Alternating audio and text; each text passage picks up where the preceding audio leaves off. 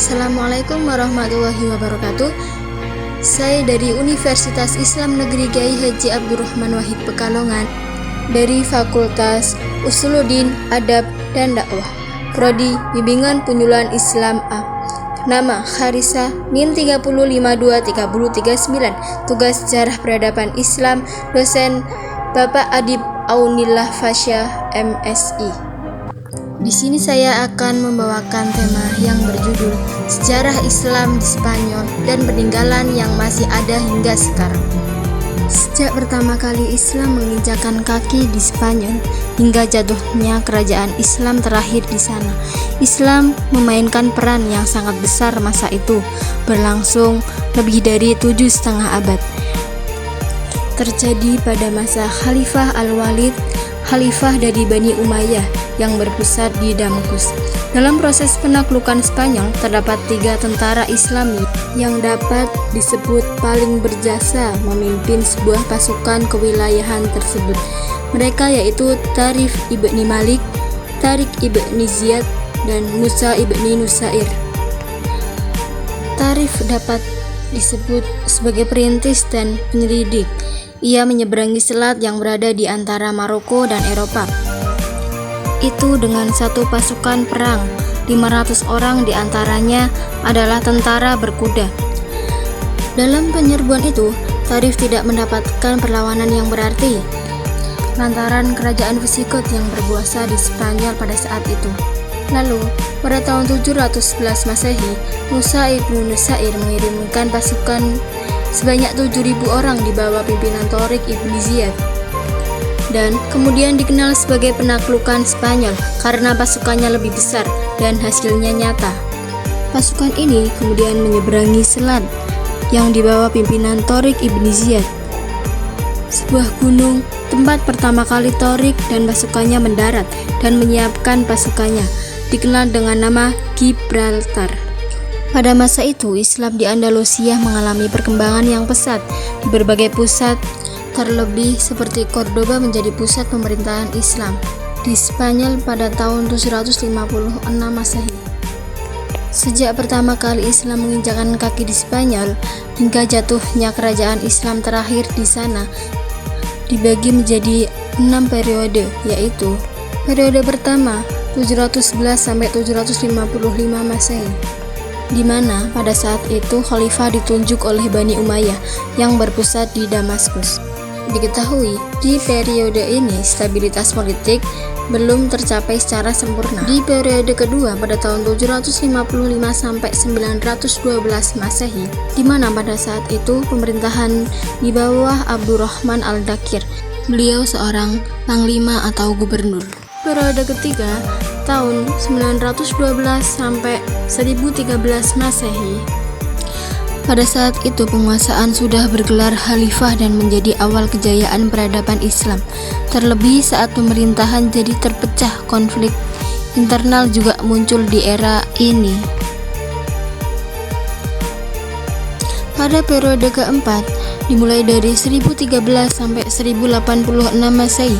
Pada periode ini, Spanyol terpecah menjadi lebih dari 30 negara kecil di bawah pimpinan raja-raja golongan yang berpusat di kota seperti Seville, Toledo.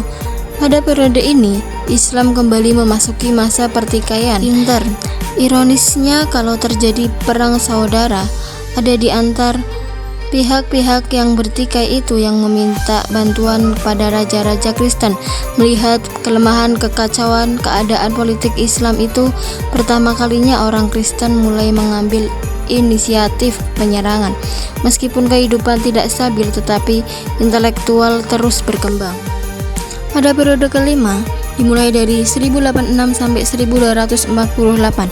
Periode ini, Spanyol Islam meskipun masih terpecah dalam beberapa negara, tetapi satu kesatuan yang dominan, yaitu kekuasaan dinasti Murabitun dan dinasti Muwahhidun. Untuk jangka beberapa dekad, dinasti ini mengalami banyak kemajuan, akan tetapi tidak lama setelah itu Muwahhidun mengalami keambrukan. Kekalahan yang dialami Muwahhidun menyebabkan penguasaannya memilih untuk meninggalkan Spanyol dan kembali ke Afrika Utara. Di periode ke-6, dimulai dari 1248 sampai 1492 Masehi. Periode ini, Islam hanya berkuasa di daerah Granada di bawah dinasti Bani Ahmar. Peradaban kembali mengalami kemajuan seperti zaman Abdurrahman An-Nasir, tetapi secara politik, dinasti ini hanya berkuasa di wilayah yang kecil.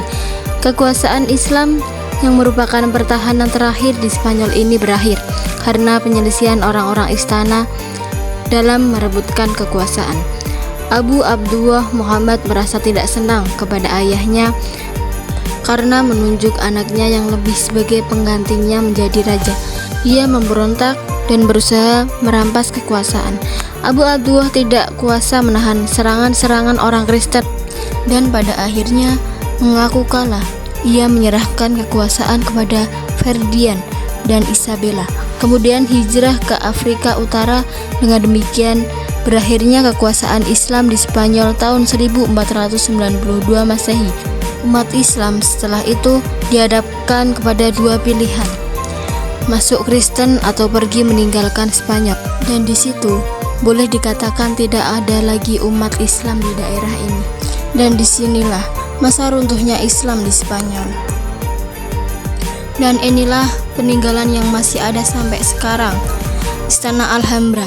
Istana Alhambra yaitu bukti kejayaan Islam. Alhambra, kompleks bangunan ini menjadi satu-satunya pusat pemerintahan kerajaan dari zaman keemasan Islam yang masih berdiri hingga sekarang. Istana Alhambra didirikan oleh kerajaan Bani Ahmar. Bani Ahmar adalah penguasa Islam terakhir yang berkuasa di Andalusia, yaitu Spanyol. Istana Alhambra berdiri kokoh di Bukit La Sabica, Granada, Spanyol. Nama Alhambra berasal dari bahasa Arab, yaitu Alhambra. Bentuk jamak dari Ahmar, yaitu merah. Istana ini banyak dihiasi batu-batu berwarna merah, serta penghiasan dinding yang agak kemerah-merahan. Yang kedua ada Cordoba. Cordoba dibangun pada abad ke-7 oleh Visigoth. Cordoba dahulu bangunan ini sebuah masjid pada saat pemerintahan Islam berkuasa di Spanyol. Cordoba merupakan sebuah ibu kota Spanyol dibawa oleh dinasti Umayyah dan sekarang difungsikan sebagai gereja katedral Katolik yang memiliki taman yang indah dan menara yang tinggi. Terima kasih sudah menyaksikan video ini. Semoga bermanfaat. Wassalamualaikum warahmatullahi wabarakatuh.